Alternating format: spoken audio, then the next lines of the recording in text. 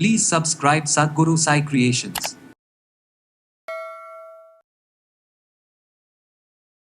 சரும நோய்களில் இது ஒரு தீராத ரொம்ப நம்மளுக்கு இரிட்டேட் தரக்கூடிய ஒரு விஷயமா இருக்கிறது தான் இந்த ஃபங்கல் இன்ஃபெக்ஷன் அப்படின்னு சொல்கிறோம். வீட்டில் ஒருத்தருக்கு வந்துச்சுன்னா எல்லாருக்கும் வர்றதுக்கு சான்ஸ் இருக்குது. ஏன்னா இதை எப்படிங்க கம்ப்ளீட்டாக இதை ஒழிக்கிறது என்னதான் பண்ணுறதுனே தெரியலையா. கண்டிப்பாக இந்த உணவுகளை எல்லாமே நீங்கள் தவிர்க்கணும். தினந்தோறும் ஏதாவது ஒரு ஜூஸ் நீங்கள் எடுத்துக்கலாம். நம்ம உடலில் இருக்கக்கூடிய ஒட்டுமொத்த டாக்ஸின்ஸும் இந்த ஃபங்கல் இன்ஃபெக்ஷன் உங்களுக்கு நல்லாவே குறையும்.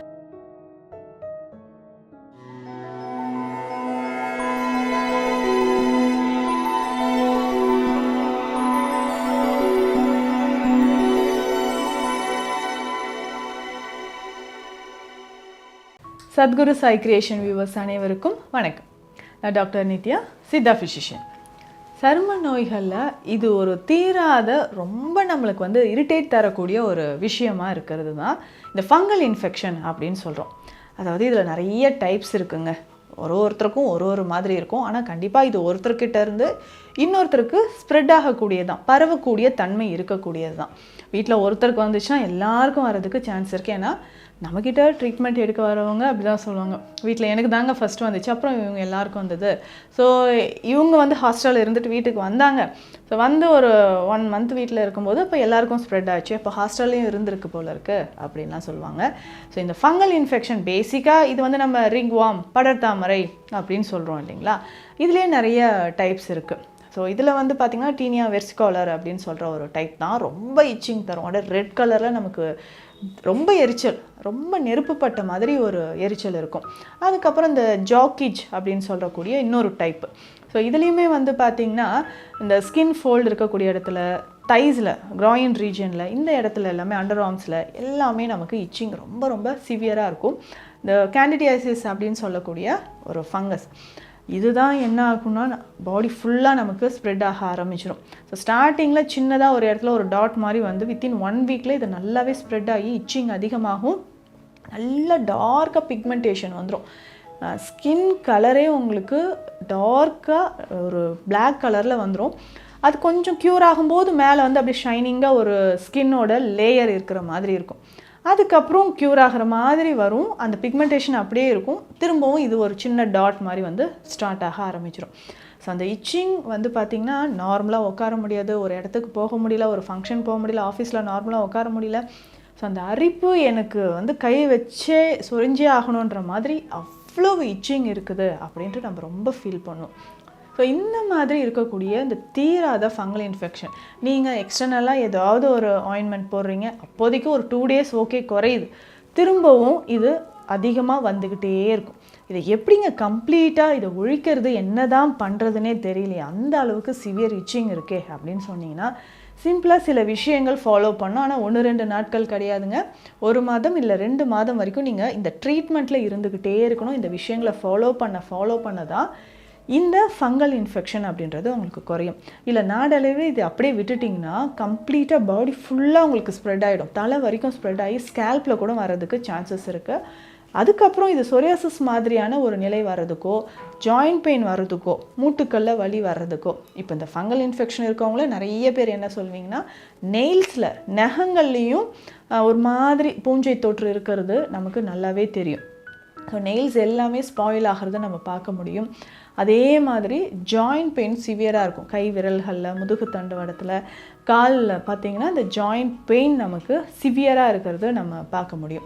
ஸோ இந்த மாதிரி மூட்டுக்களில் வலி இருக்கிறதும் நம்ம ரெகுலராக நம்ம கவனிச்சிக்கணும்.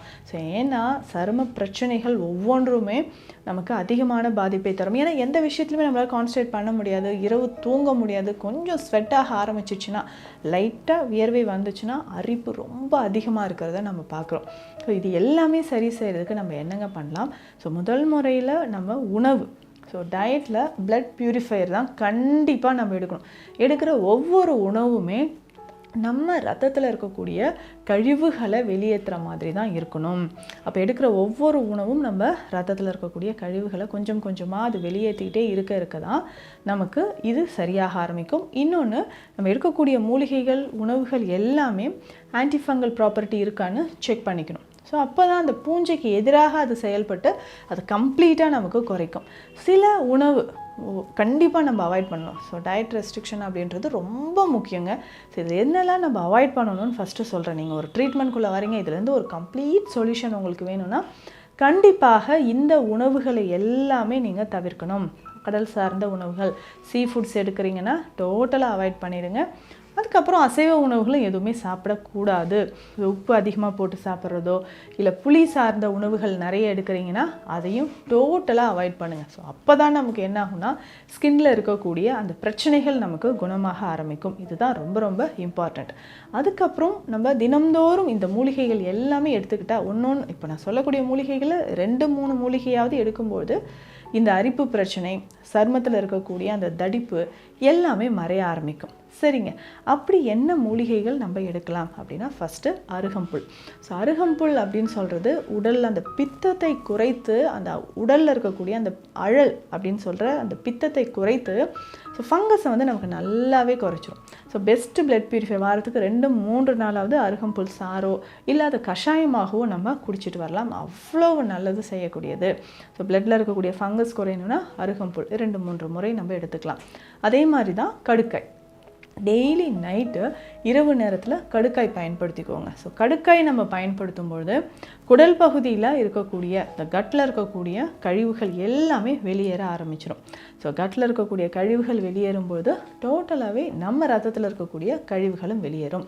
அதற்கு அடுத்தது முக்கியமாக பார்த்தீங்கன்னா சோம்பு கீரை, இது 2ம் நம்ம பயன்படுத்தலாம். சோம்பு கீரை அப்படின்னு சொல்கிறது கீரை கடைகள்லேயே உங்களுக்கு கிடைக்கும். ஸோ இது ரொம்ப ரொம்ப பெஸ்ட்டு பிளட் பியூரிஃபையர். இதை உணவில் அடிக்கடி சேர்த்துக்கோங்க. இல்லை இதை சின்ன சின்னதாக நம்ம கட் பண்ணிவிட்டு நல்லா பாயில் பண்ணி அந்த தண்ணீரை நம்ம குடிச்சிக்கிட்டு வரலாம்.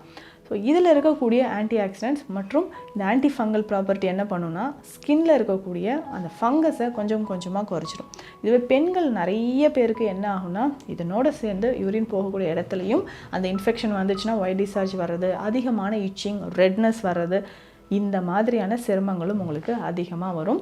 ரொம்ப ரொம்ப கவனமாக இருந்துக்கோங்க. இதுக்கு எக்ஸ்டர்னல் அந்த ஃபங்கல் இன்ஃபெக்ஷன் இருக்கக்கூடிய இடத்துல எக்ஸ்டர்னலாக நம்ம ஏதாவது அப்ளை பண்ணலாமா, ஸோ ஆயில் அப்ளை பண்ணலாமான்னு தாராளமாக எடுக்கலாம். ஸோ இதுக்கு என்னென்ன மூலிகைகள் தேவைன்னா கொஞ்சமாக ஒரு 2 நெல்லிக்காய் அளவுக்கு அருகம்புல்லை அரைச்சி நீங்கள் எடுத்து வச்சுக்கோங்க. 2 நெல்லிக்காய் அளவு. ஸோ இதில் பாதி அளவுக்கு நம்ம மஞ்சள் பொடி, ஒரு 5-6 பற்கள் பூண்டு, அதே மாதிரி 2 நெல்லிக்காய் அளவுக்கு வேப்ப இலைகளையும் அரைச்சி எடுத்து வச்சுக்கணும். இதனோடையே நம்ம கொஞ்சம் குப்பைமேனி இலைகளையும் அரைச்சி எடுத்து வச்சிடணும். ஸோ இது எல்லாமே இப்போ இந்த 3 மூலிகைகள் நம்ம எடுத்துருக்கோம் இல்லைங்களா, எல்லாமே 2 நெல்லிக்காய் அளவு எடுத்துகிட்டு மஞ்சள் அதில் பாதி அளவு, ஒரு 5-6 பல் பூண்டு எல்லாமே சேர்த்து தேங்காய் எண்ணெய் ஒரு 1/2 லிட்டர் அளவுக்கு தேங்காய் எண்ணெயில் போட்டு நல்லா காய்ச்சி ஃபில்டர் பண்ணி எடுத்து வச்சுக்கோங்க. ஸோ இந்த தைலம் உங்களுக்கு ஃபங்கஸ் இருக்கக்கூடிய இடத்துல எல்லாமே அப்ளை பண்ணிக்கிட்டே வரணும். ஸோ அந்த முதுகு பகுதி, உங்களுக்கு தோள்பட்டை பகுதி, நிறைய பேருக்கு இது அப்படியே ஸ்ப்ரெட் ஆகிட்டே இருக்கும். ஸோ அந்த வலியும் அரிப்பும் தாங்க முடியாமல் ஸ்ப்ரெட் ஆகிட்டே இருக்குது உடல் முழுவதும். திரும்ப திரும்ப ஒரு எரிச்சல் இருக்குங்க அப்படின்னு சொன்னீங்கன்னா அந்த இடத்துல எல்லாமே இந்த ஆயிலை நீங்கள் மறக்காமல் அப்ளை பண்ணிக்கிட்டே வாங்க.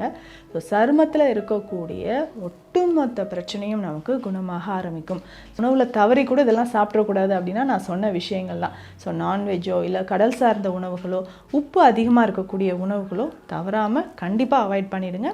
ஸோ இதுக்கப்புறம் நீங்கள் காஃபி டீ குடிக்கிறது, இல்லை அவுட் சைட் ஃபுட் நிறைய சாப்பிட்றது, இது மாதிரி புளிப்பான உணவுகள் எடுக்கிறது, ஸோ இதையும் நம்ம அவாய்ட் பண்ணிக்கணும். ஸோ தினந்தோறும் ஏதாவது ஒரு ஜூஸ் நீங்கள் எடுத்துக்கலாம். வெள்ளை பூசணி ஜூஸ் எடுத்துக்கலாம், சுரைக்காய் இதை வந்து சாராக நம்ம எடுக்கலாம், இல்லை சௌச்சோ, நூக்கோல், இந்த மாதிரி நீர் சத்து இருக்கக்கூடிய அந்த காய்கறிகளை சாறு எடுத்து ஜூஸாக நீங்கள் பயன்படுத்தலாம்.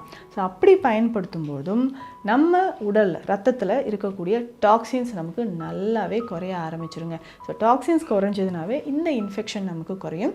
இதுலேயே சித்த மருத்துவத்தில் பரங்கிப்பட்டை பதங்கம் அப்படின்ற ஒரு மெடிசன் இருக்குது. ஸோ இதை ஒரு சிட்டிகை அளவு நெய்யில் கலந்து ஒரு நாளைக்கு 2 வேளை பயன்படுத்தணும். ஸோ இந்த பரங்கிப்பட்டை பதங்கம் அப்படின்ற மெடிசனை ஒரு நாளைக்கு 2 வேளை நீங்கள் பயன்படுத்தும் பொழுது நம்ம உடலில் இருக்கக்கூடிய ஒட்டுமொத்த டாக்ஸின்ஸும் இந்த ஃபங்கல் இன்ஃபெக்ஷனும் உங்களுக்கு நல்லாவே குறையும். ஸோ அந்த டயட் ரொம்ப முக்கியம், அதை ஃபாலோ பண்ணிக்கோங்க. ஸோ தீராத உங்களுக்கு ரொம்ப நாளாக இருக்கக்கூடிய இந்த சரும பிரச்சனை ஃபங்கல் இன்ஃபெக்ஷன் குறையணும்னா இந்த பதிவில் நான் சொல்லியிருக்கக்கூடிய விஷயங்களை ஃபாலோ பண்ணிக்கோங்க. மீண்டும் அடுத்த பதிவில் சந்திக்கலாம். நன்றி.